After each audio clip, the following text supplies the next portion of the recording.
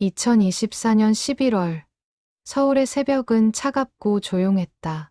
오전 5시 도시가 아직 잠들어 있을 시간의 중고 가구 배송센터의 불빛만이 밝게 켜져 있었다. 이곳에서 15년째 배송 일을 하고 있는 48살의 강태주는 오늘도 어김없이 트럭 적재함을 정리하고 있었다.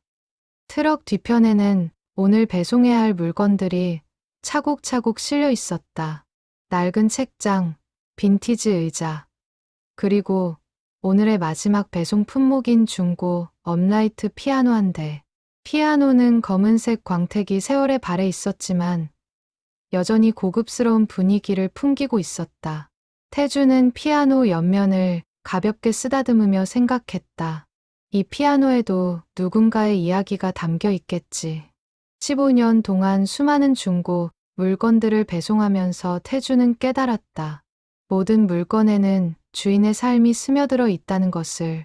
긁힌 자국 하나, 색바랜 부분 하나에도 누군가의 시간과 추억이 새겨져 있었다. 그래서 그는 물건을 함부로 다루지 않았다. 남들은 그저 중고 물건이라고 생각하겠지만 태준에게는 누군가의 소중한 기억을 운반하는 일이었다. 첫 번째 배송지는 강남구의 한 아파트였다. 책장을 주문한 30대 부부는 새 아파트로 이사를 앞두고 있었다. 태주는 능숙하게 책장을 옮겨 지정된 자리에 놓았다. 부부는 고맙다며 따뜻한 커피 한 잔을 건넸다. 태주는 정중히 사양했지만 그들의 새 출발을 축하한다는 말은 전했다. 두 번째 배송지는 성북구의 오래된 빌라였다. 빈티지 의자를 주문한 젊은 여성은 작은 카페를 준비 중이라고 했다. 의자를 내려놓으며 태주는 카페의 성공을 빌어주었다. 여성의 눈빛에는 새로운 꿈을 향한 설렘이 가득했다. 오전 11시 마지막 배송지인 은평구의 한 주택에 도착했다. 피아노를 주문한 사람은 65살의 박정희 씨였다. 그녀는 대문 앞에서 태준을 기다리고 있었다. 짧게 자른 흰 머리와 단정한 옷차림, 그리고 부드러운 미소가 인상적이었다. 피아노 배송 왔습니다. 태준이 인사하자 박정희 씨는 반갑게 맞아주었다. 어머, 고생 많으셨어요. 날씨도 추운데. 괜찮습니다. 어디에 놓아드릴까요? 거실로 들어오시면 됩니다. 창가 쪽으로요. 태주는 조심스럽게 피아노를 내렸다. 혼자서 피아노를 옮기는 것은 쉬운 일이 아니었지만 15년의 경험이 그를 능숙하게 만들었다. 이동용 받침대를 이용해 천천히, 그러나 확실하게 피아노를 집 안으로 옮겼다. 거실은 깔끔하게 정돈되어 있었다. 벽에는 오래된 가족 사진들이 걸려 있었고 작은 화분들이 창가를 따라 놓여 있었다. 따뜻한 햇살이 거실을 가득 채우고 있었다.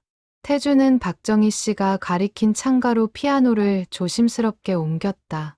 피아노를 제자리에 놓는 순간이었다. 이동 과정에서 생긴 작은 충격 때문이었을까. 피아노 내부에서 무언가가 덜컹거리는 소리가 들렸다. 태주는 잠시 멈칫했다. 15년 동안 수많은 피아노를 옮겼지만 이런 소리는 처음이었다. 잠시만요. 내부에 뭔가 있는 것 같습니다. 태주는 박정희 씨에게 양해를 구하고 피아노 상판을 조심스럽게 열었다. 피아노 내부는 복잡한 해머와 현들로 가득했다. 그리고 그 사이 현 아래 숨겨진 공간에 노란 빛이 바랜 편지 묶음이 놓여 있었다. 편지들은 오래된 분홍색 리본으로 묶여 있었다. 리본의 색은 발에 있었지만 여전히 정성스럽게 묶인 매듭은 풀리지 않았다. 태주는 조심스럽게 편지 묶음을 꺼냈다. 손에 닿는 순간 세월의 무게가 느껴졌다. 편지 봉투는 노랗게 변색되어 있었고 모서리는 닳아 있었다. 편지 묶음 위에는 작은 쪽지가 붙어 있었다. 손글씨로 쓰인 문장이 태준의 눈에 들어왔다. 이 편지들을 찾는 사람에게. 태준의 심장이 빠르게 뛰기 시작했다. 이것은 그냥 잊혀진 편지가 아니었다. 누군가가 의도적으로 간절하게 남긴 메시지였다. 편지 묶음을 바라보는 태준의 손이 미세하게 떨렸다. 15년 동안 수많은 물건을 다뤘지만 이런 느낌은 처음이었다. 박정희 씨가 다가왔다. 그녀도 편지 묶음을 보고 놀란 표정을 지었다. 어머, 이게 뭐예요? 피아노 안에 숨겨져 있었습니다. 편지 묶음인 것 같은데. 태주는 편지 묶음을 박정희 씨에게 보여주었다. 그녀는 안경을 고쳐 쓰고 쪽지의 문장을 읽었다. 그녀의 얼굴에도 놀라움이 번졌다. 이 편지들을 찾는 사람에게 누군가 일부러 숨겨둔 거네요. 두 사람은 잠시 침묵했다. 거실에는 시계 소리만이 똑딱거렸다. 태주는 편지 봉투를 자세히 살폈다. 봉투 표면에는 아무 글씨도 없었다. 받는 사람도 보내는 사람도 적혀 있지 않았다.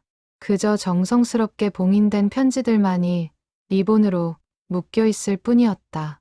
태준의 마음속에 물음이 일었다. 왜 누군가는 이 편지들을 피아노 안에 숨겼을까? 그리고 이 편지들을 찾는 사람에게라는 문장은 무엇을 의미하는 걸까? 이것은 메시지였다. 시간을 건너온 간절한 메시지. 열어봐도 될까요? 박정희 씨가 조심스럽게 물었다. 태주는 고개를 끄덕였다. 이 편지들이 누구를 위한 것인지는 알 수 없었지만 숨겨둔 사람의 의도는 분명했다. 누군가에게 발견되기를 바랐던 것이다. 박정희 씨는 떨리는 손으로 첫 번째 편지 봉투를 열었다. 노란 편지지가 조심스럽게 펼쳐졌다. 편지는 만년필로 쓰인 것 같았다. 잉크는 발에 있었지만 글씨는 또렷했다.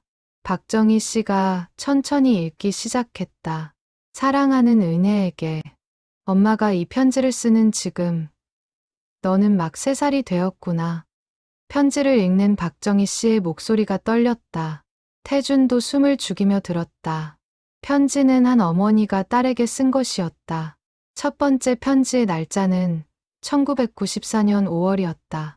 지금으로부터 정확히 30년 전이었다. 편지에는 어린 딸에 대한 사랑이 가득했다. 딸이 처음 걸음마를 했던 날, 처음으로 엄마라고 불렀던 순간, 함께 공원에서 놀았던 기억들, 평범하지만 소중한 일상의 조각들이 섬세하게 적혀 있었다. 그러나 편지 끝부분의 문장은 두 사람의 가슴을 먹먹하게 만들었다. 은혜야, 엄마가 곁에 없더라도 널 사랑한다는 걸 꼭 기억해 주렴. 이 편지들이 언젠가 내게 닿기를.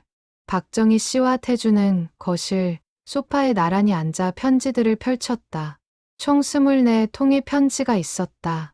각 편지는 시간 순서대로 정리되어 있었고 모두 같은 사람의 손글씨로 쓰여 있었다.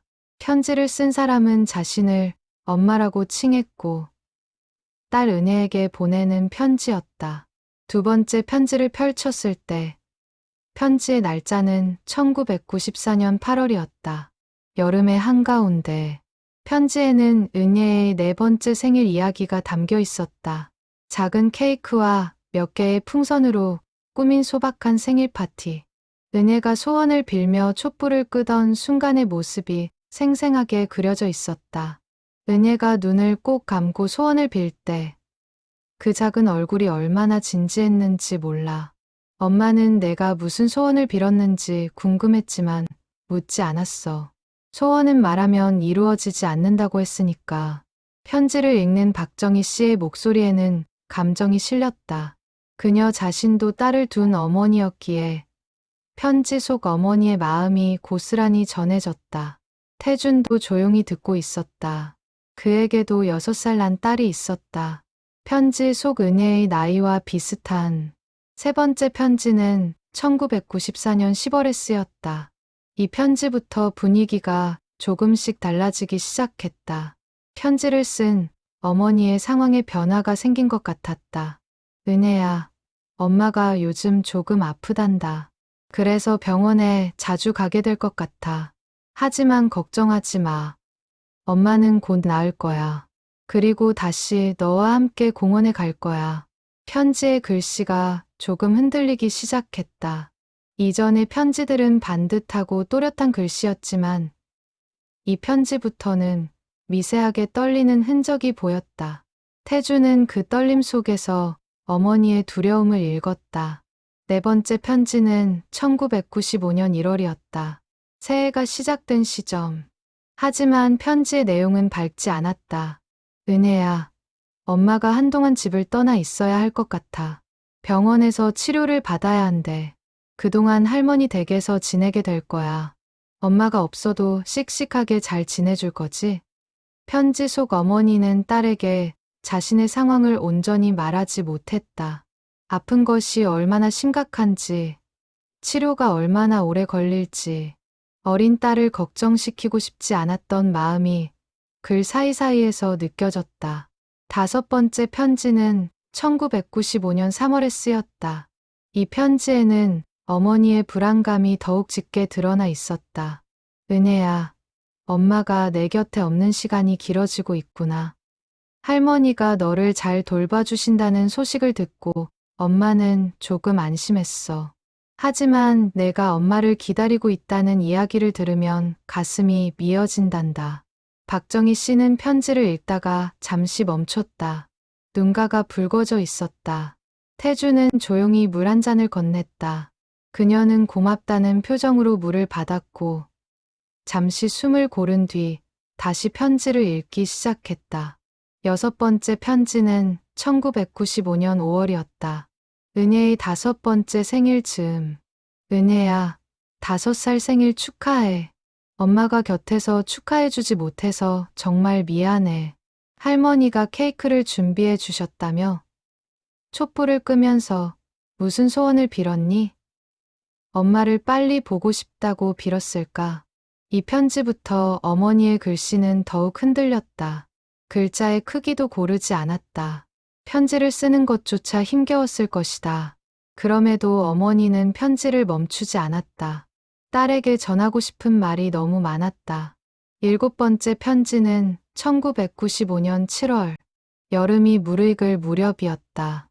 은혜야, 엄마가 요즘 많이 생각을 했어. 만약 엄마가 내 곁으로 돌아가지 못하게 된다면 너는 어떻게 자라날까? 엄마 없이도 잘 자랄 수 있을까?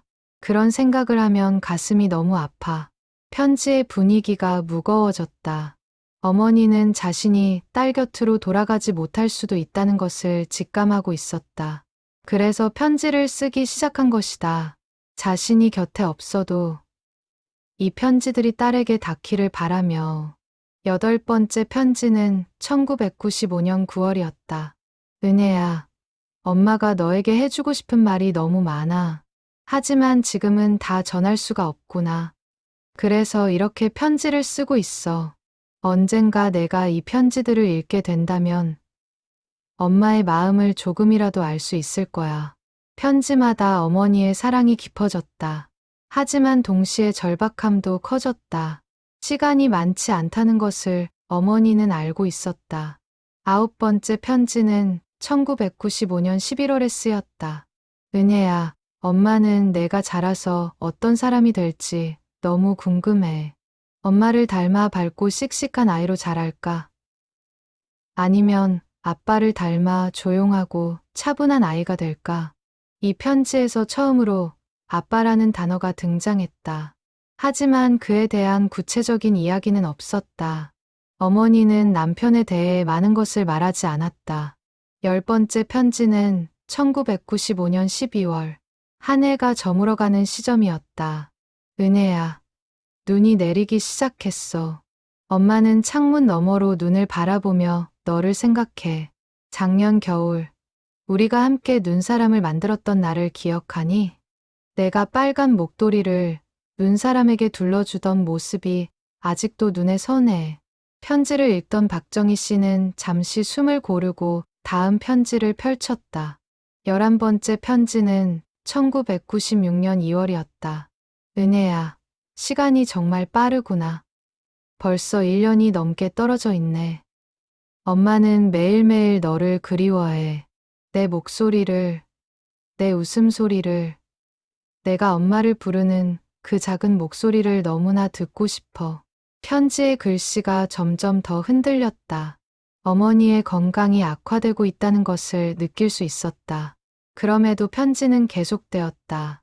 12번째, 13번째, 14번째. 1996년 내내 편지가 이어졌다. 그리고 마지막 편지, 24번째 편지는 1997년 1월에 쓰였다. 이 편지는 다른 편지들보다 길었다. 어머니가 딸에게 전하고 싶었던 마지막 메시지가 담겨 있었다. 은혜야, 이제 엄마가 너에게 진실을 말해야 할 것 같아. 엄마는 아마 내 곁으로 돌아가지 못할 거야. 병이 생각보다 심해서 의사 선생님도 시간이 많지 않다고 하셨어. 하지만 슬퍼하지 마. 엄마는 행복했어.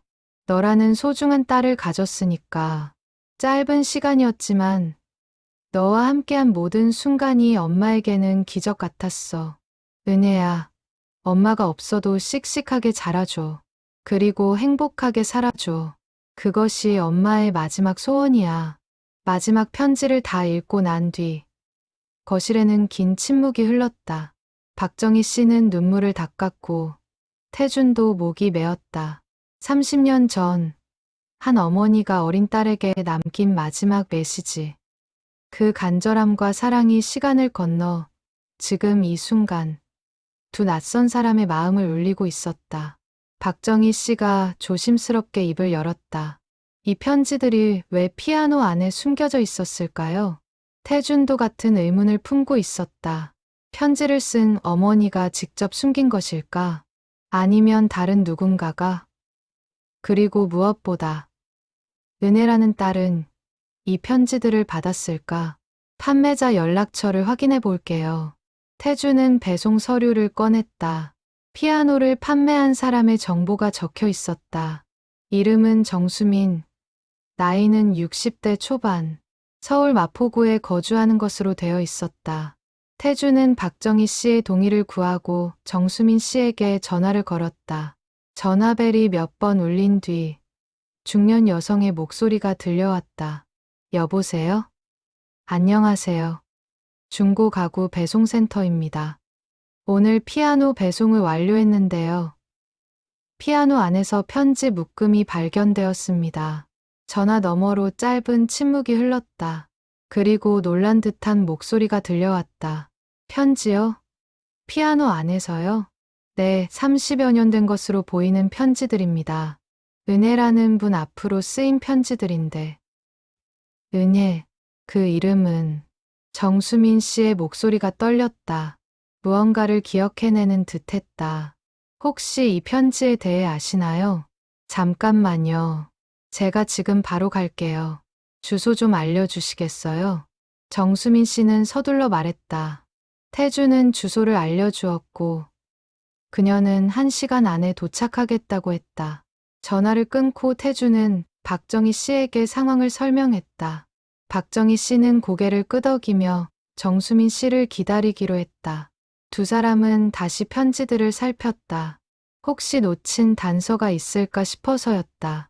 편지 봉투를 자세히 보니 한 가지 특이한 점이 있었다. 마지막 편지 봉투만 다른 편지들과 달랐다.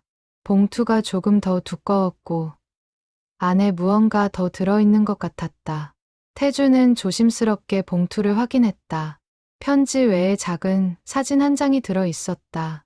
사진 속에는 젊은 여성과 3살쯤 된 여자아이가 함께 웃고 있었다.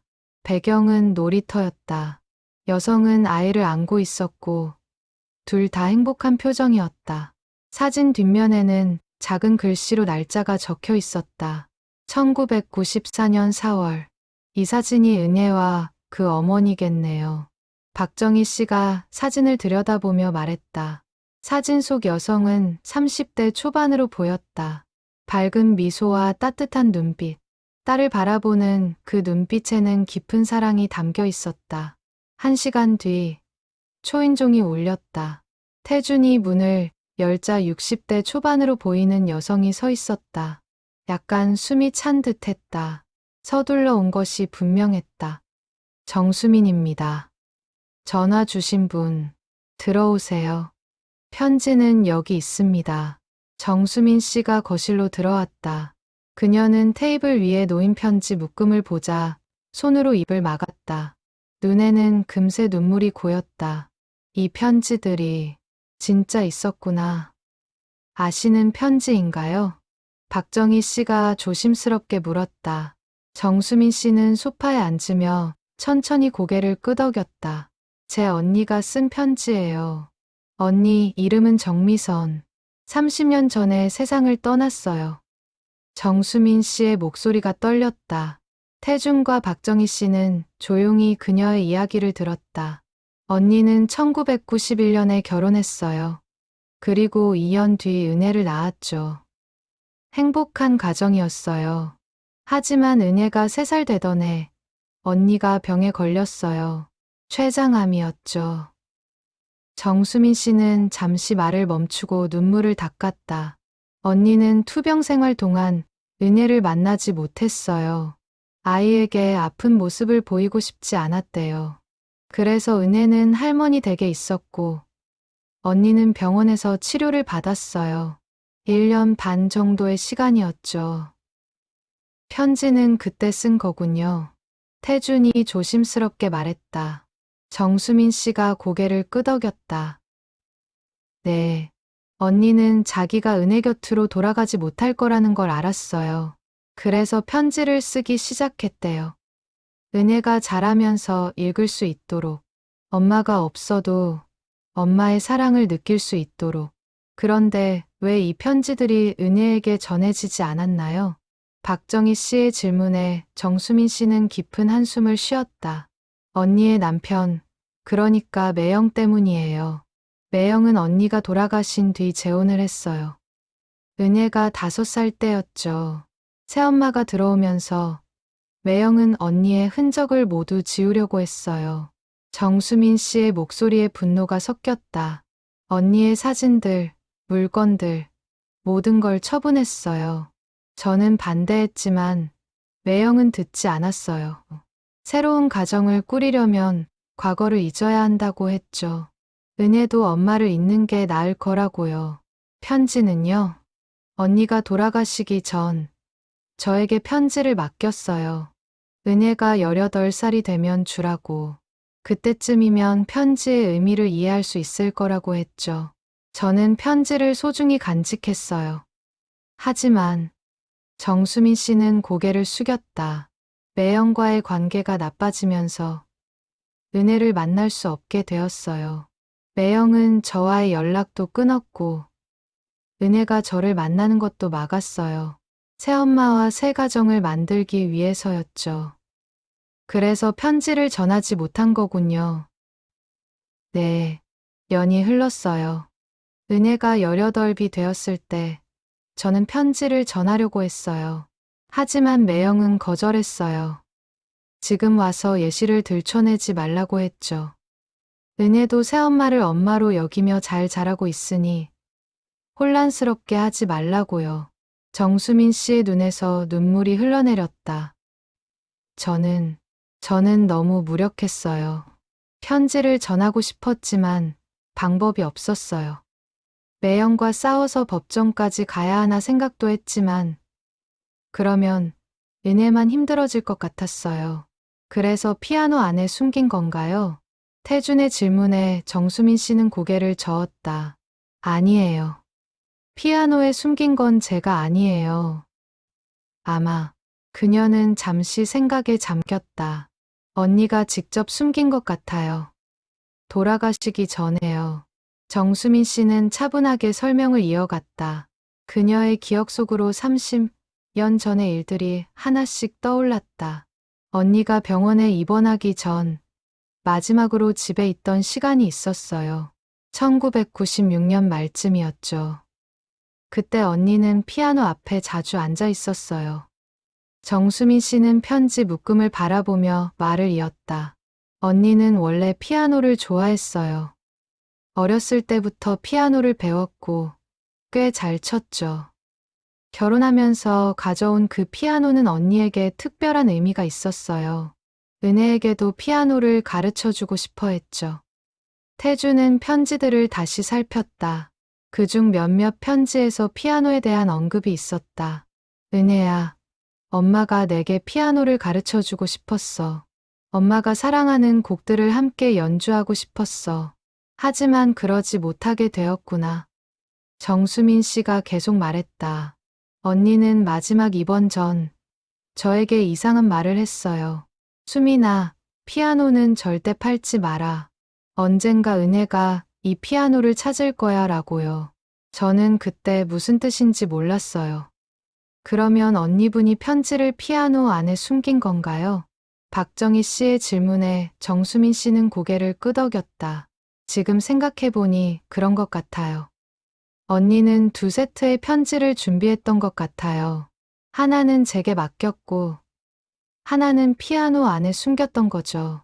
만약 제게 맡긴 편지를 은혜에게 전하지 못하더라도, 피아노 속 편지는 언젠가 발견될 거라고 믿었던 것 같아요.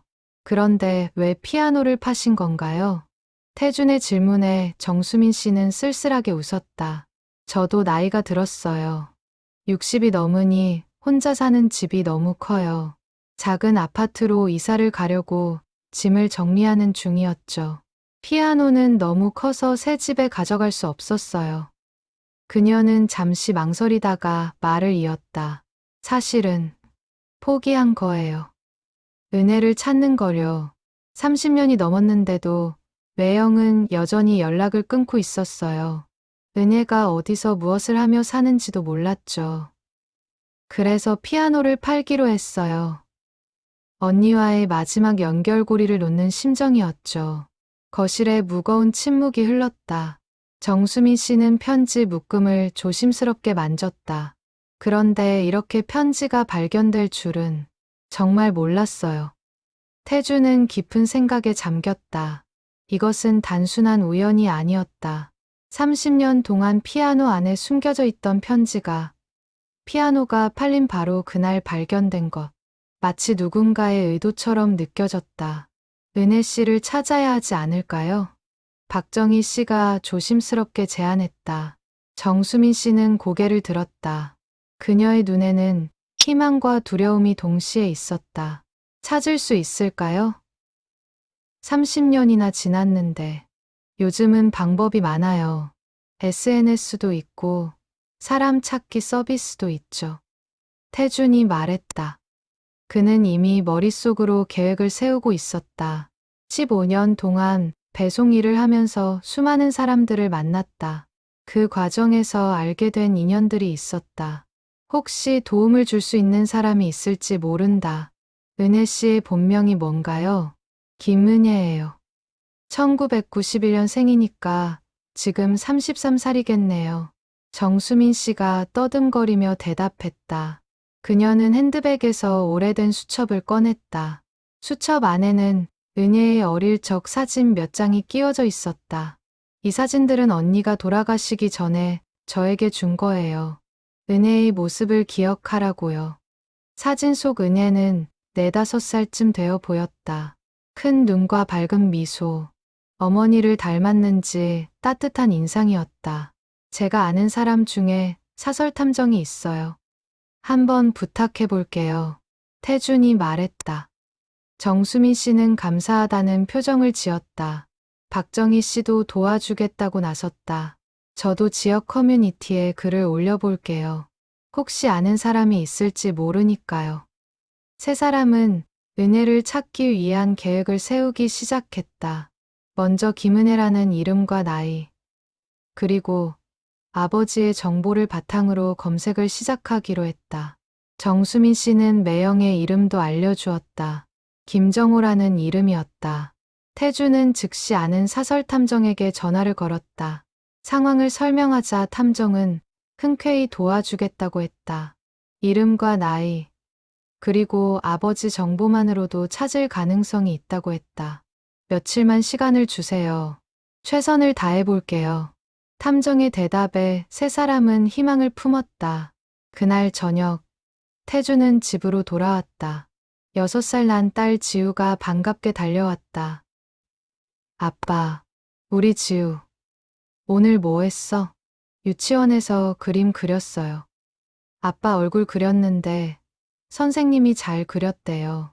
딸의 밝은 목소리를 듣는 순간 태주는 오늘 읽었던 편지들이 떠올랐다.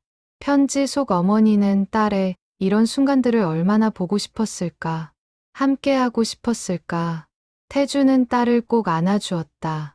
지우는 깔깔 웃으며 아빠의 품에 안겼다. 평범하지만 소중한 순간. 태주는 이 순간이 얼마나 감사한 것인지 새삼 깨달았다. 그날 밤, 태주는 아내에게 오늘 있었던 일을 이야기했다. 아내도 편지 이야기를 듣고 눈시울을 붉혔다. 은혜라는 분을 꼭 찾았으면 좋겠어요. 그분도 어머니의 편지를 읽을 권리가 있잖아요. 그러게. 나도 그렇게 생각해. 태주는 침대에 누워서도 오늘 일을 계속 생각했다. 30년 동안 숨겨져 있던 편지. 그리고 그 편지를 기다리고 있을 은혜. 이 모든 것이 우연일까? 아니면 운명일까? 다음 날 아침, 태준의 전화기가 울렸다. 사설탐정으로부터였다. 강 씨, 좋은 소식이에요. 김은혜 씨를 찾았어요. 태준의 심장이 빠르게 뛰기 시작했다. 정말요? 어떻게 찾았어요? 생각보다 쉬웠어요. 김은혜 씨는 지금 일산에 살고 있어요. 결혼해서 이름이 바뀌었지만 구청 자료를 통해 확인했죠. 직업은 초등학교 교사고요. 탐정은 은혜의 연락처와 주소를 알려주었다. 태주는 즉시 정수민 씨에게 전화를 걸었다. 은혜 씨를 찾았어요. 전화 너머로 정수민 씨의 흐느끼는 소리가 들렸다. 30년 만에 조카를 찾았다는 사실에 그녀는 울고 있었다. 정말요? 정말 찾았어요? 네, 지금 일산에 살고 있대요. 초등학교 선생님이라고 하네요.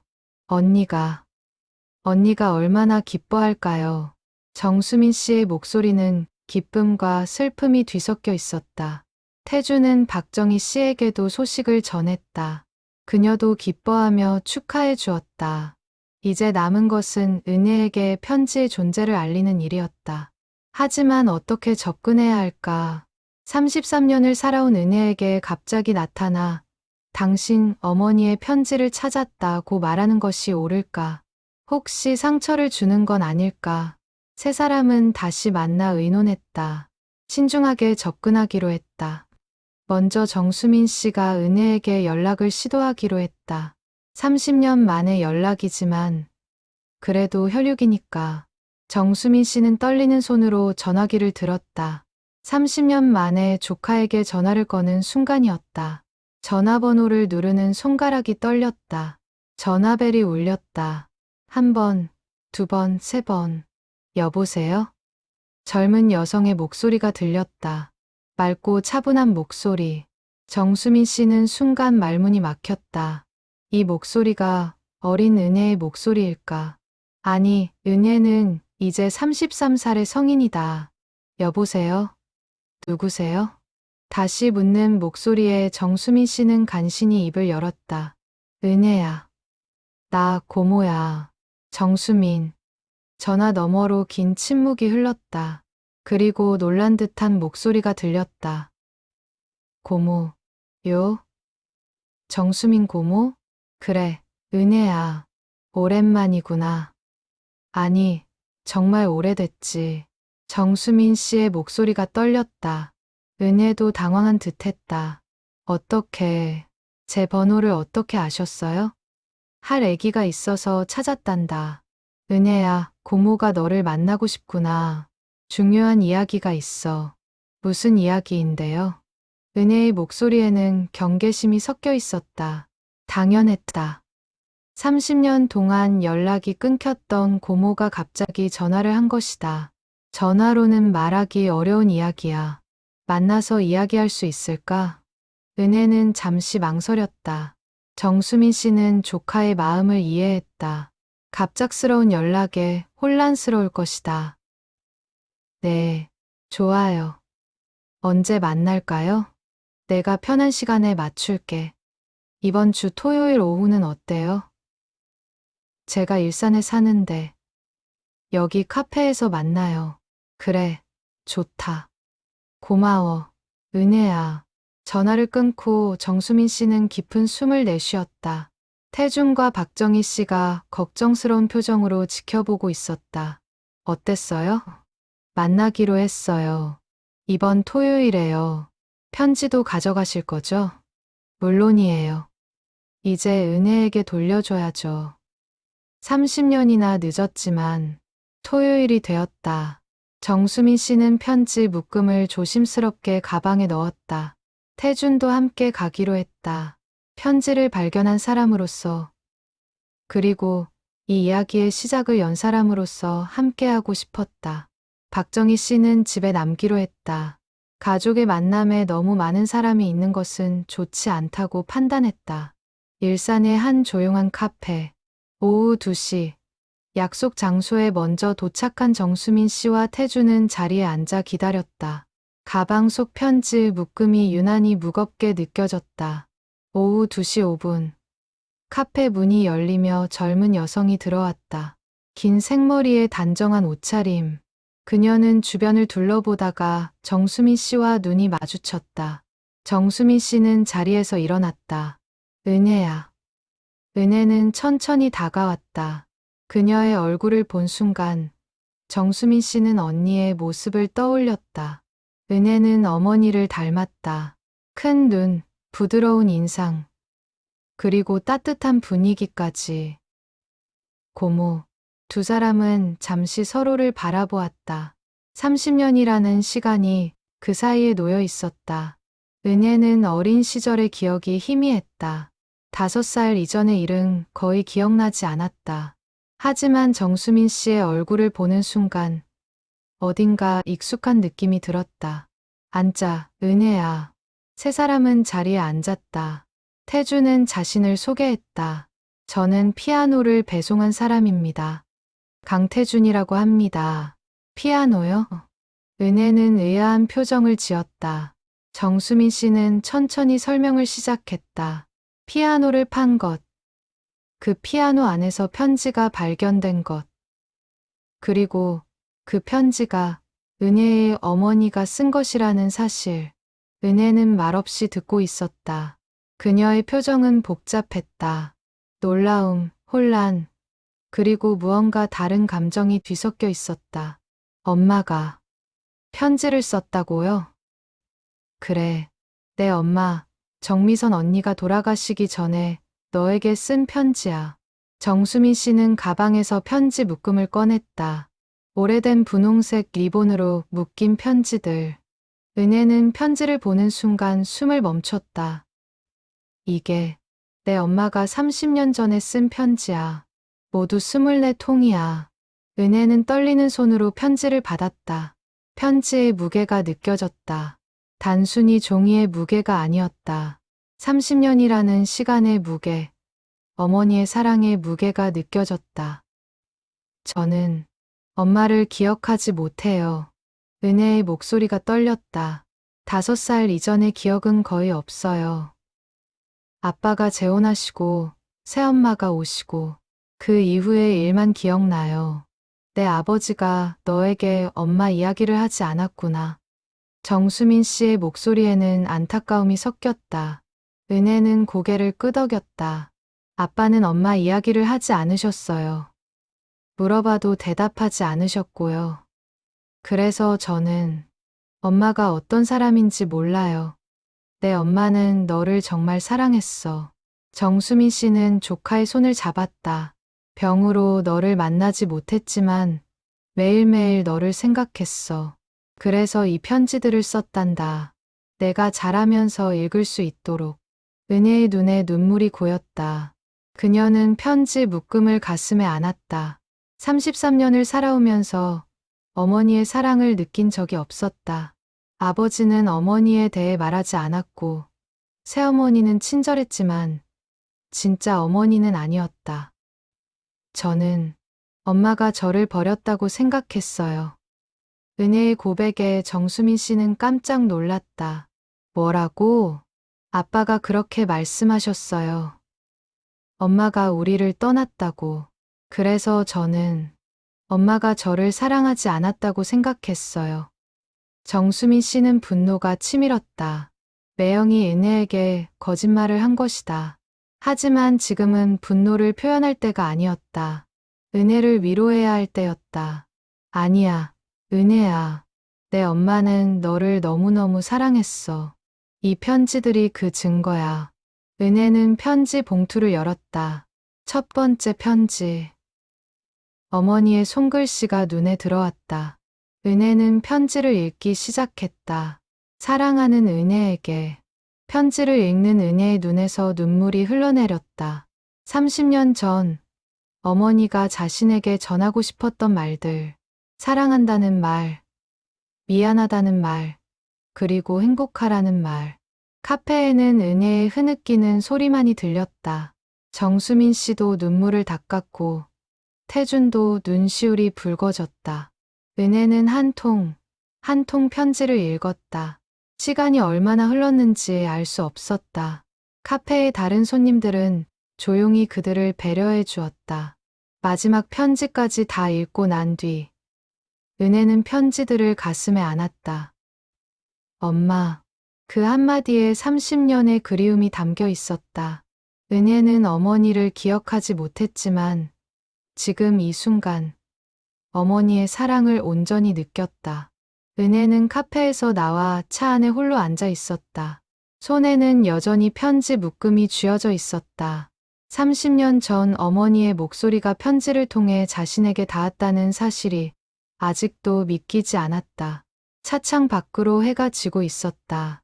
주황빛 노을이 하늘을 물들이고 있었다. 은혜는 편지를 다시 한번 펼쳤다. 세 번째 편지였다. 어머니가 아파서 병원에 가게 되었다는 내용이 담긴 편지. 은혜야, 엄마가 조금 아프단다. 하지만 걱정하지 마. 곧 나을 거야. 짧은 문장이지만 그 안에 담긴 어머니의 마음이 느껴졌다. 딸을 걱정시키지 않으려는 마음. 그러면서도 진실을 숨겨야 하는 괴로움. 은혜는 어머니가 얼마나 힘들었을지 상상이 되었다. 은혜는 핸드폰을 꺼내 남편에게 전화를 걸었다. 여보, 은혜야, 고모님은 잘 만났어? 응. 근데 너무 충격적인 일이 있었어. 은혜는 남편에게 오늘 있었던 일을 모두 이야기했다. 편지에 대한 이야기, 어머니에 대한 이야기. 남편은 조용히 듣고 있다가 말했다. 힘들겠다. 지금 어디야? 집으로 와. 천천히 이야기하자. 응, 지금 가고 있어. 은혜는 시동을 걸었다. 하지만 집으로 가는 대신 다른 곳으로 향했다. 아버지의 집이었다. 아버지 김정호는 재혼 후 새어머니와 함께 분당에서 살고 있었다. 은혜는 한 달에 한두 번 정도 아버지를 찾아뵀다. 하지만 오늘은 특별한 이유가 있었다. 아버지 집 앞에 도착했을 때는 이미 저녁 7시가 넘어 있었다. 은혜는 초인종을 눌렀다. 누구세요? 새어머니의 목소리가 들렸다. 저예요, 엄마. 은혜요. 문이 열리고 새어머니가 반갑게 맞아주었다. 그녀는 은혜를 친딸처럼 대해주었다. 은혜도 그녀를 엄마라고 불렀다. 하지만 오늘만큼은 그 호칭이 어색하게 느껴졌다. 갑자기 무슨 일이야? 밥은 먹었어? 네, 먹었어요. 아빠 계세요? 응, 서재에 계셔. 들어가 봐. 은혜는 아버지의 서재로 향했다. 문을 노크하자 아버지의 목소리가 들렸다. 누구야? 저예요, 아빠. 은혜야, 들어와. 은혜는 서재로 들어갔다. 아버지는 책상 앞에 앉아 서류를 보고 계셨다. 68살의 김정호는 여전히 정정했다. 은퇴 후에도 활발하게 봉사활동을 하고 계셨다. 무슨 일이야? 주말에 갑자기 은혜는 가방에서 편지 묶음을 꺼냈다. 아버지는 편지를 보자 표정이 굳어졌다. 이게 엄마가 저에게 쓴 편지예요. 30년 전에요. 아버지는 아무 말도 하지 않았다. 편지를 바라보는 그의 눈빛은 복잡했다. 오늘 고모를 만났어요. 정수민 고모요. 고모가 이 편지를 주셨어요. 중고 피아노 안에 숨겨져 있었대요. 피아노. 아버지는 중얼거렸다. 그는 그 피아노를 기억했다. 아내가 사랑했던 피아노. 아내가 떠난 후 처분하려고 했지만 처남댁인 정수민이 가져갔던 그 피아노. 아빠는 왜 저에게 엄마 이야기를 하지 않으셨어요? 은혜의 목소리에는 원망이 섞여 있었다. 왜 엄마가 저를 버렸다고 거짓말하셨어요? 은혜야. 엄마는 저를 사랑했어요. 이 편지들이 증거예요. 엄마는 돌아가시기 전까지 저를 생각했어요. 그런데 아빠는 왜 그런 말씀을 하셨어요? 김정호는 깊은 한숨을 쉬었다. 그는 의자에서 일어나 창가로 걸어갔다. 창밖을 바라보며 오랜 침묵을 지켰다. 아빠가 잘못했다. 아버지의 목소리는 낮고 무거웠다. 내 엄마가 돌아가신 후 나는 혼란스러웠어. 5살짜리 너를 혼자 키워야 했고 일도 해야 했고 너무 힘들었지. 그래서요? 그래서 재혼을 결정했어. 내가 어머니가 필요하다고 생각했고 나도 혼자 너를 키울 자신이 없었어. 아버지는 돌아서서 은혜를 바라봤다. 하지만 새엄마가 오면서 문제가 생겼어. 새엄마는 좋은 사람이었지만 전처의 그림자를 원하지 않았어. 내 엄마의 사진, 물건들, 모든 걸 치우자고 했지. 그래서 다 버리신 거예요? 그래. 나도 새로운 시작을 하고 싶었어. 과거를 잊고 싶었어. 그래서 내 엄마의 흔적을 모두 지웠어. 그리고 너에게도 엄마 이야기를 하지 않았지. 은혜는 믿을 수 없다는 표정으로 아버지를 바라봤다. 제 엄마예요. 제가 엄마를 기억할 권리가 있었어요. 알아. 지금 생각하면 정말 잘못한 거였어. 하지만 그때는 그렇게 하는 게 너를 위한 일이라고 생각했어. 내가 새엄마를 진짜 엄마처럼 여기고 자라길 바랐어. 저는 제 진짜 엄마를 모르고 자랐어요. 엄마가 어떤 사람인지, 엄마가 저를 사랑했는지도 몰랐어요. 은혜의 눈에서 눈물이 흘러내렸다. 33년 동안 저는 엄마가 저를 버렸다고 생각했어요. 엄마가 저를 사랑하지 않았다고 생각했어요. 아버지도 눈시울이 붉어졌다. 미안하다. 은혜야, 정말 미안해. 두 사람은 한동안 말없이 서 있었다. 30년 동안 쌓인 오해와 상처가 그 사이에 놓여 있었다. 아빠도 힘들었을 거예요. 혼자 저를 키우시느라 은혜가 먼저 입을 열었다. 하지만 아빠는 제게서 엄마를 앗아갔어요. 엄마를 기억할 기회를, 엄마의 사랑을 느낄 기회를 빼앗았어요. 은혜야, 지금이라도 늦지 않았어요. 아빠, 엄마에 대해 말해주세요. 엄마가 어떤 사람이었는지, 엄마와 아빠의 이야기를 들려주세요. 김정호는 고개를 끄덕였다. 그는 오랫동안 봉인해 두었던 기억의 문을 열기 시작했다. 김정호는 소파에 앉아 오랜 기억을 더듬기 시작했다. 은혜도 그의 옆에 앉았다. 아버지의 목소리는 조용했지만 그 안에는 30년 동안 숨겨두었던 감정들이 담겨 있었다. 내 엄마, 정미선을 처음 만난 건 1989년이었어. 나는 29, 엄마는 28이었지.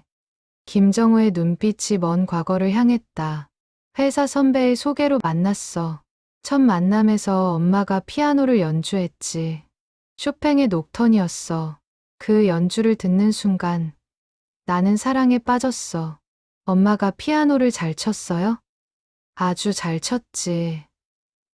엄마는 어렸을 때부터 피아노를 배웠고 음대 진학을 꿈꿨어. 하지만 집안 형편이 어려워서 포기했지. 그래도 피아노에 대한 사랑은 변하지 않았어. 아버지는 잠시 말을 멈추고 오래된 서랍을 열었다. 그 안에는 몇 장의 사진이 들어 있었다. 아버지는 그 중 한 장을 은혜에게 건넸다. 이게 엄마야.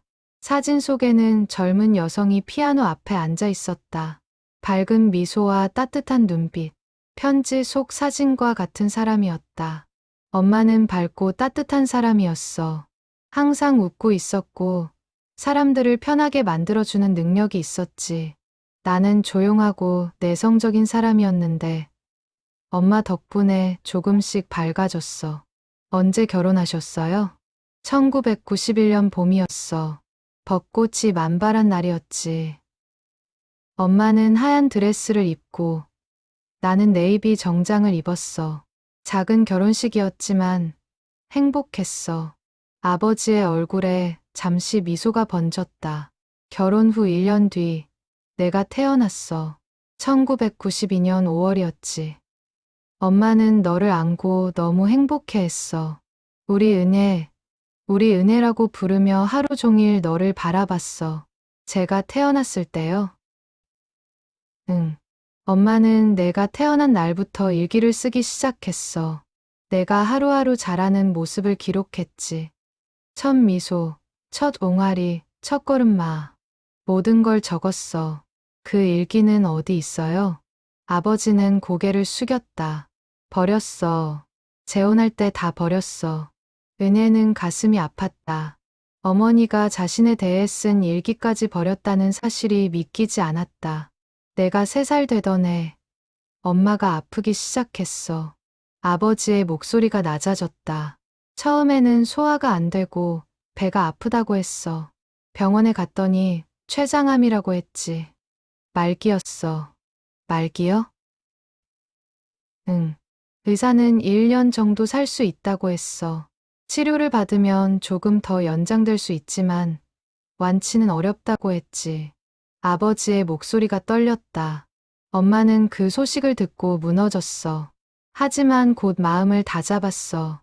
내가 있었으니까. 엄마는 남은 시간 동안 너와 함께하고 싶어 했어. 하지만요. 치료가 시작되면서 엄마의 상태가 급격히 나빠졌어.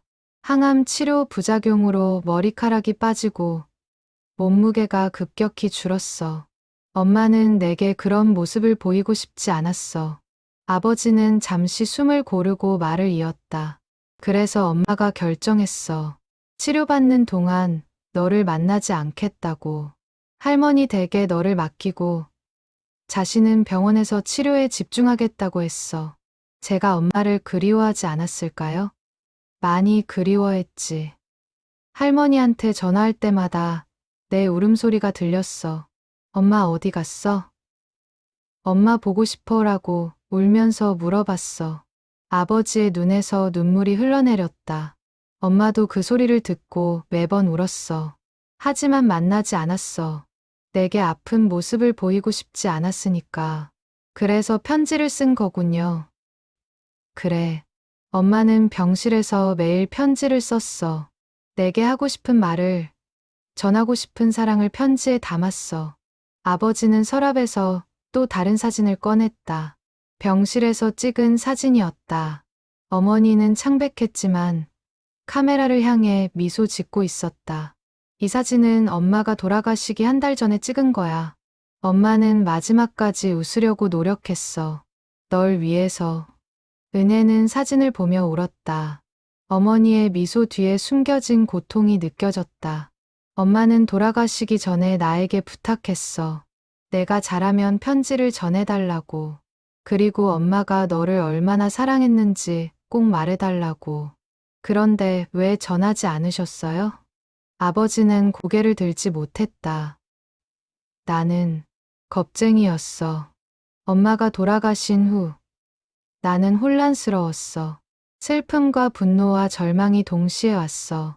왜 엄마를 데려갔는지, 왜 우리 가족을 이렇게 만들었는지.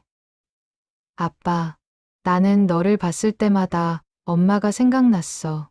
내가 엄마를 닮아서 너를 보는 게 힘들었어. 그래서 도망치고 싶었어. 과거를 지우고 새로 시작하고 싶었어.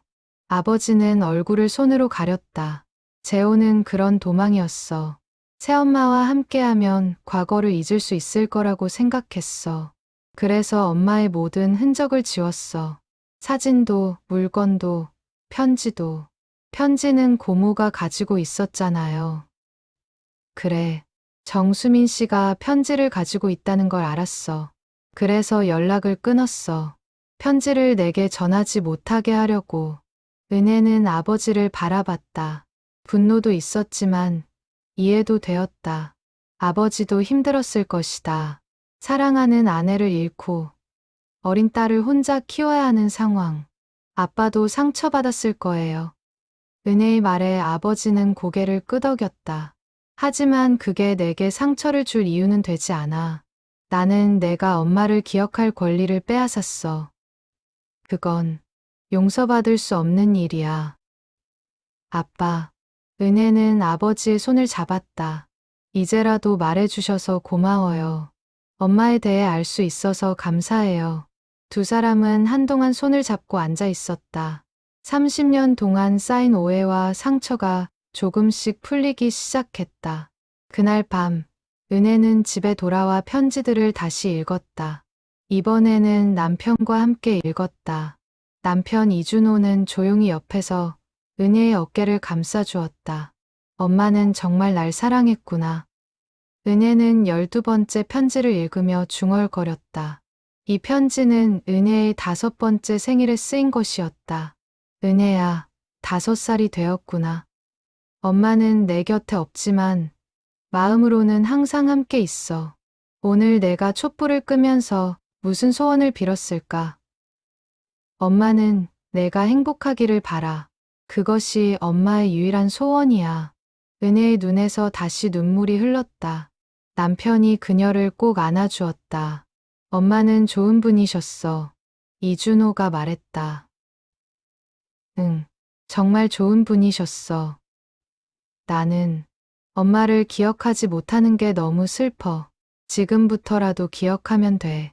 이 편지들이 있잖아. 편지를 통해 엄마를 알아가면 돼. 은혜는 고개를 끄덕였다. 남편의 말이 맞았다. 비록 늦었지만 지금부터라도 어머니를 알아갈 수 있었다. 다음 날, 은혜는 정수민 고모에게 전화를 걸었다. 고모, 저예요. 은혜요. 은혜야, 어떻게 지냈니? 어제 집에 무사히 도착했니? 네, 고모. 어제 아빠를 만났어요. 아버지를? 네. 아빠가 엄마에 대해 많은 이야기를 해주셨어요. 그리고 사과하셨어요. 정수민 씨는 잠시 침묵했다가 물었다. 내 아버지가? 네. 아빠도 많이 힘들었던 것 같아요. 엄마를 잃고 저를 혼자 키우면서 그래도 내게 한 일은 용서받을 수 없어. 정수민 씨의 목소리에는 여전히 분노가 남아 있었다. 저는 아빠를 용서하려고요. 은혜야. 엄마도 그걸 원하셨을 것 같아요. 편지를 읽으면서 느꼈어요. 엄마는 제가 행복하기를 바라셨어요. 아빠를 원망하며 사는 것보다 용서하고 앞으로 나아가는 게 행복한 길이잖아요. 정수민 씨는 조카의 말에 감동했다. 넌 정말 착한 아이구나. 내 엄마를 닮았어. 고모, 엄마에 대해 더 알고 싶어요. 고모가 기억하는 엄마 이야기를 들려주세요. 그럼 우리 다시 만날까? 천천히 이야기해 줄게. 일주일 후, 은혜는 정수민 고모를 다시 만났다. 이번에는 고모의 집에서 만났다. 고모는 은혜를 위해 오래된 사진첩을 꺼내 두었다. 여기 내 엄마의 어린 시절 사진들이 있어. 사진첩을 펼치자 어린 소녀의 모습이 보였다. 밝은 미소를 띤 소녀는 피아노 앞에 앉아 있었다. 이게 엄마가 10살 때야. 피아노 학원 발표회에서 찍은 사진이야. 엄마가 정말 피아노를 좋아했나 봐요. 그럼 엄마는 피아노가 인생이었어. 매일 몇 시간씩 연습했지.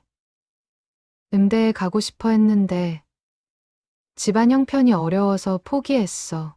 그게 엄마의 가장 큰 아쉬움이었지. 정수민 씨는 다음 페이지를 넘겼다. 이건 엄마가 20살 때 친구들과 놀러 간 사진이야.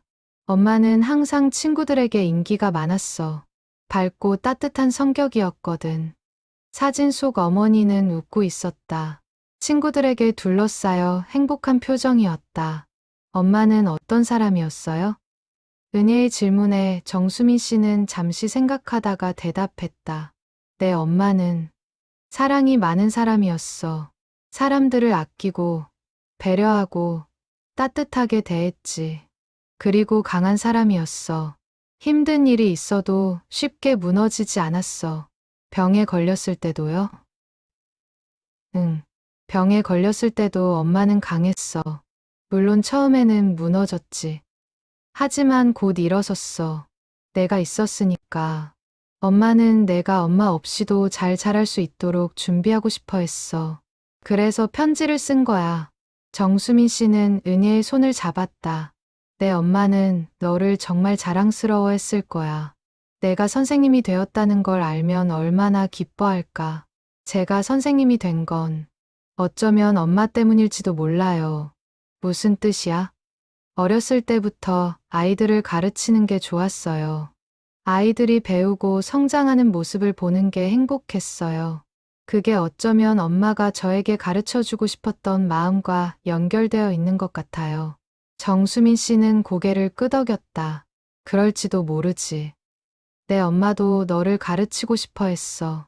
피아노도, 인생도. 하지만 시간이 없었지. 두 사람은 한참 동안 사진첩을 넘기며 이야기를 나눴다. 어머니의 어린 시절, 학창 시절, 결혼 전의 모습들. 은혜는 어머니에 대해 조금씩 알아갔다. 고모, 엄마의 피아노 연주를 들어본 적 있어요? 물론이지. 엄마의 연주는 정말 아름다웠어. 특히 쇼팽을 좋아했지. 저도 피아노를 배워볼까 해요. 은혜의 말에 정수민 씨는 놀라며 물었다. 정말? 지금부터? 네, 늦었지만 배우고 싶어요. 엄마가 사랑했던 피아노를요. 엄마와 조금이라도 가까워지고 싶어요. 정수민 씨의 눈에 눈물이 고였다. 내 엄마가 들으면 정말 기뻐할 거야. 그날 이후 은혜는 피아노 학원에 등록했다. 33살에 시작하는 피아노는 쉽지 않았다. 손가락이 뻣뻣했고 악보 읽기도 어려웠다. 하지만 은혜는 포기하지 않았다. 피아노 건반을 누를 때마다 은혜는 어머니를 생각했다. 어머니도 이렇게 연습했을 것이다. 어린 시절, 청년 시절, 그리고 결혼 후에도 피아노는 어머니의 삶의 일부였고 이제는 은혜의 삶의 일부가 되어가고 있었다. 석 달 후, 은혜는 간단한 곡을 연주할 수 있게 되었다. 쇼팽의 녹턴 중 가장 쉬운 곡이었다. 완벽하지는 않았지만 멜로디는 흘러나왔다. 은혜는 정수민 고모를 집으로 초대했다. 그리고 피아노 앞에 앉아 연주를 시작했다. 서툰 연주였지만 고모는 눈물을 흘리며 들었다. 은혜야, 정말 잘했어. 내 엄마가 들었으면 얼마나 좋아했을까. 연주를 마친 은혜도 울고 있었다. 엄마, 제가 피아노를 배웠어요. 이제 조금씩 엄마를 이해할 수 있을 것 같아요.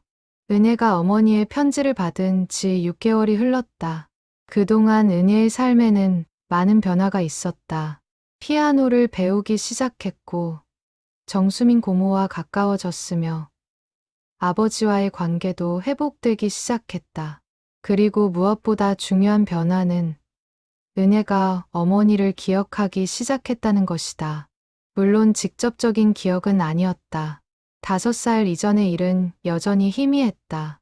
하지만 편지를 통해, 사진을 통해, 그리고 주변 사람들의 이야기를 통해 어머니를 알아가고 있었다.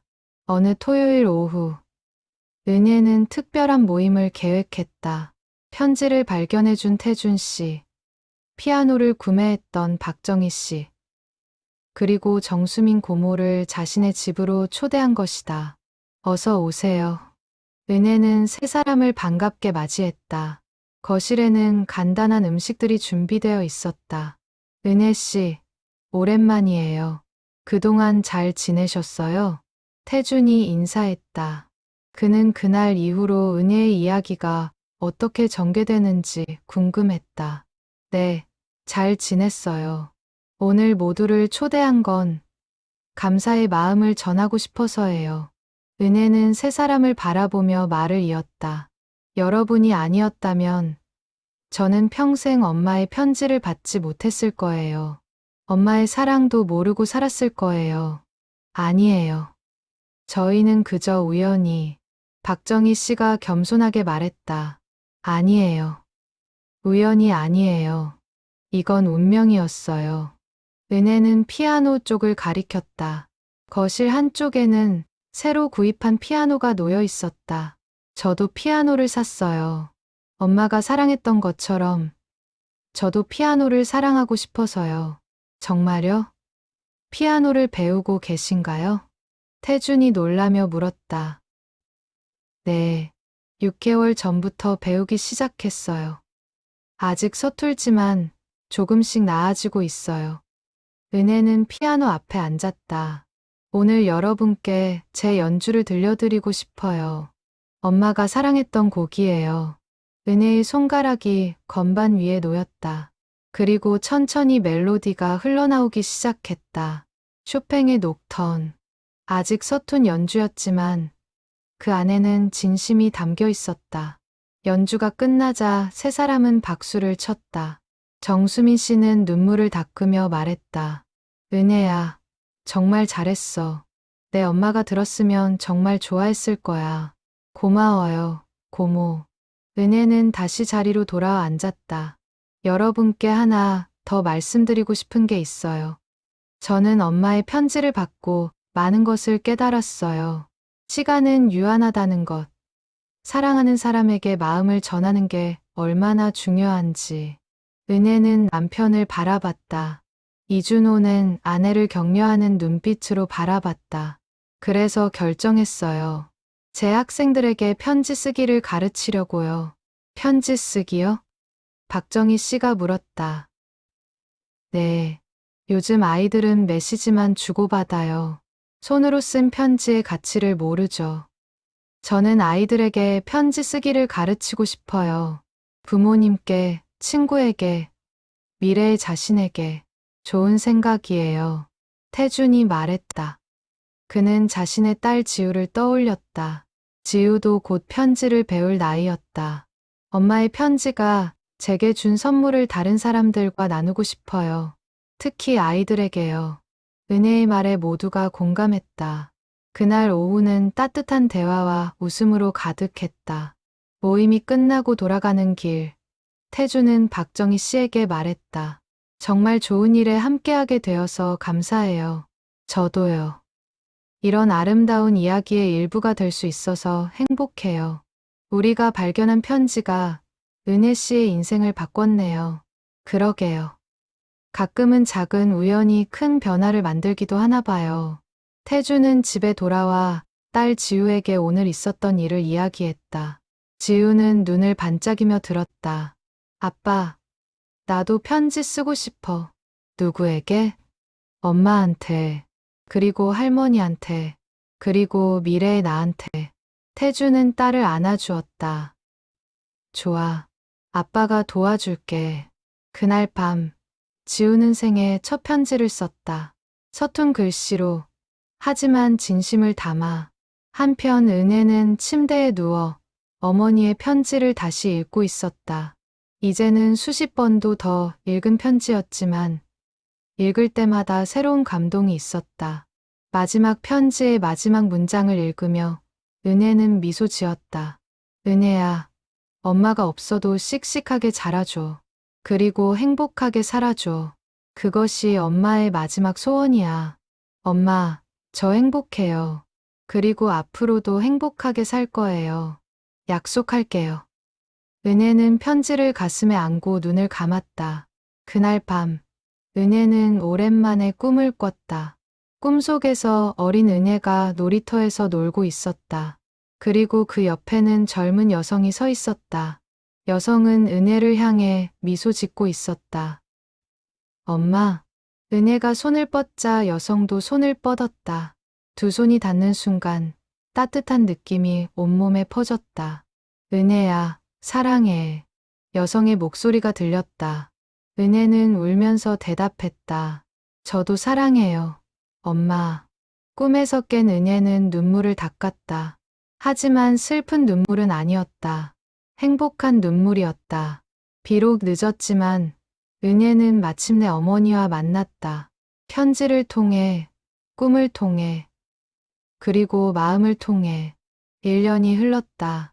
은혜는 학교에서 새로운 프로그램을 시작했다.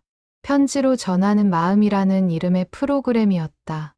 학생들에게 편지 쓰기를 가르치고 소중한 사람에게 마음을 전하도록 격려하는 프로그램이었다. 첫 수업 시간 은혜는 학생들 앞에서 자신의 이야기를 했다. 선생님은 엄마를 기억하지 못해요. 엄마가 돌아가셨을 때 선생님은 5살이었거든요. 하지만 작년에 선생님은 엄마가 쓴 편지를 받았어요. 30년 전에 쓴 편지였죠. 학생들은 조용히 은혜의 이야기를 들었다. 그 편지를 읽으면서 선생님은 엄마를 알게 되었어요. 엄마가 선생님을 얼마나 사랑했는지, 어떤 사람이었는지. 편지는 시간을 뛰어넘어 마음을 전할 수 있어요. 한 학생이 손을 들었다. 선생님, 그럼 우리도 미래에 읽을 편지를 쓸 수 있나요? 물론이죠. 오늘 여러분은 미래의 자신에게 편지를 쓸 거예요. 10년 후의 자신에게요. 학생들은 신나하며 편지를 쓰기 시작했다. 은혜는 교실을 돌아다니며 학생들을 도왔다. 선생님, 10년 후에 정말 이 편지를 받을 수 있어요? 한 학생이 물었다. 그럼요. 선생님이 잘 보관했다가 10년 후에 여러분께 돌려줄게요. 학생들은 진지하게 편지를 썼다. 미래의 자신에게 전하고 싶은 꿈, 희망, 그리고 다짐들. 수업이 끝난 후, 은혜는 학생들의 편지를 모았다. 그리고 특별히 제작한 상자에 넣었다. 상자에는 2034년에 열 것이라고 적혀 있었다. 그날 저녁, 은혜는 정수민 고모에게 전화를 걸었다. 고모, 오늘 학교에서 학생들에게 편지 쓰기를 가르쳤어요. 정말? 어땠어? 아이들이 정말 열심히 썼어요. 미래의 자신에게 편지를 쓰는 모습이 너무 예뻤어요. 내 엄마가 들으면 정말 자랑스러워할 거야. 고모, 다음 주에 뵐 수 있을까요? 드릴 게 있어요. 그래, 좋아. 무슨 일인데? 만나서 말씀드릴게요. 다음 주 은혜는 고모를 만났다. 그리고 작은 책 한 권을 건넸다. 이게 뭐야? 엄마의 편지들을 정리해서 책으로 만들었어요. 정수민 씨는 책을 펼쳤다. 어머니의 편지들이 날짜 순으로 정리되어 있었고 은혜가 쓴 글도 함께 실려 있었다. 은혜야. 저는 이 편지들이 우리 가족만의 것으로 남아서는 안 된다고 생각했어요. 더 많은 사람들과 나누고 싶어요. 특히 비슷한 상황에 있는 사람들에게요. 정수민 씨는 책을 보며 눈물을 흘렸다. 내 엄마가 정말 좋아했을 거야. 내가 엄마의 사랑을 더 많은 사람들과 나누려고 하니까 이 책을 출판하고 싶어요. 하지만 고모의 허락이 필요해요. 물론이지. 당연히 허락해. 이건 내 엄마의 유산이고 내가 그걸 세상과 나누는 거니까. 몇 달 후 책이 출판되었다. 제목은 피아노 속 편지, 시간을 건너온 어머니의 사랑이었다. 책은 출간되자마자 많은 사람들의 관심을 받았다. 특히 비슷한 경험을 한 사람들이 은혜에게 연락을 해왔다. 어린 나이에 부모를 잃은 사람들, 가족의 사랑을 제대로 느끼지 못한 사람들. 그들은 책을 읽고 위로를 받았다고 했다. 한 독자는 이런 편지를 보냈다. 저도 어머니를 일찍 여의었습니다. 하지만 어머니의 편지는 받지 못했죠. 은혜 씨의 책을 읽으며 제 어머니를 떠올렸습니다. 제 어머니도 분명 저를 사랑하셨을 거라고 믿게 되었어요. 감사합니다. 은혜는 이런 편지들을 받을 때마다 가슴이 벅찼다. 어머니의 편지가 더 많은 사람들에게 힘이 되고 있었다. 어느 날 은혜는 특별한 방문객을 맞았다. 태준 씨와 그의 딸 지우였다. 은혜 씨, 책 정말 잘 읽었어요. 고맙습니다. 모두 태준 씨 덕분이에요. 아니에요. 저는 그저 우연히. 아니에요. 태준 씨가 편지를 발견해 주셨잖아요. 그리고 저를 고모와 연결해 주셨고요. 지우가 은혜에게 다가왔다. 선생님, 저도 편지 썼어요. 지우는 작은 봉투를 꺼냈다. 선생님께 드리고 싶어요. 은혜는 편지를 받아 읽었다. 어린아이의 서툰 글씨로 쓰인 편지였다. 선생님, 선생님의 엄마는 하늘에서 선생님을 보고 있을 거예요. 그리고 자랑스러워 하실 거예요. 선생님은 좋은 선생님이니까요. 은혜는 편지를 읽으며 울었다. 이 작은 아이가 전해준 위로가 너무나 따뜻했다. 고마워, 지우야. 은혜는 지우를 안아주었다. 그날 저녁, 은혜는 피아노 앞에 앉았다. 이제는 쇼팽의 녹턴을 제법 유창하게 연주할 수 있게 되었다. 연주를 시작하자 아름다운 멜로디가 방 안을 채웠다. 남편 이준호가 옆에 앉아 조용히 듣고 있었다. 연주가 끝나자 그가 말했다. 정말 잘한다. 장모님도 들으셨으면 좋아하셨을 텐데. 엄마가 듣고 있을 거야. 어딘가에서. 은혜는 피아노를 쓰다듬으며 말했다. 엄마, 제가 행복하게 살고 있어요. 엄마의 사랑 덕분이에요. 그 사랑을 더 많은 사람들과 나누며 살고 있어요. 이게 엄마가 바라시던 거죠? 창밖으로 별들이 반짝이고 있었다. 은혜는 그중 가장 밝은 별 하나를 바라봤다. 엄마, 사랑해요. 영원히. 그날 밤, 은혜는 다시 꿈을 꿨다. 꿈속에서 어머니가 피아노를 연주하고 있었다. 아름다운 멜로디가 흘러나왔다. 은혜가 다가가자 어머니가 미소 지으며 자리를 비켜주었다. 이제 내 차례야, 은혜야. 은혜는 어머니 옆에 앉아 함께 연주했다. 두 사람의 손이 건반 위에서 춤췄다. 완벽한 하모니가 만들어졌다. 엄마, 저 잘하고 있죠? 그럼, 우리 은혜 정말 잘하고 있어. 엄마가 정말 자랑스러워. 어머니가 은혜의 머리를 쓰다듬었다. 그 순간, 은혜는 모든 것을 이해했다. 어머니의 사랑은 죽음으로 끝나지 않았다.